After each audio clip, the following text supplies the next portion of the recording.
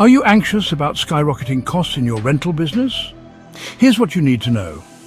Tariffs are not just political chess moves, they can hit your wallet hard, especially if you own a short-term rental. Let's break it down. First up, furnishing and renovations.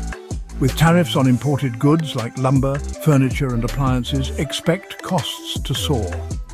Imagine paying 20 to 30% more for that new sofa or dining table.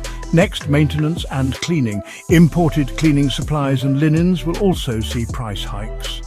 Think 15 to 20% more on your monthly expenses. And let's not forget supply chain disruptions. Tariffs can cause delays in getting essential items, leading to cancellations and unhappy guests. Weeks-long delays could become your new nightmare. Reduced tourism is another blow.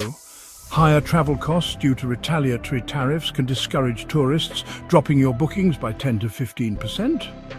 All these factors combined squeeze your profit margins.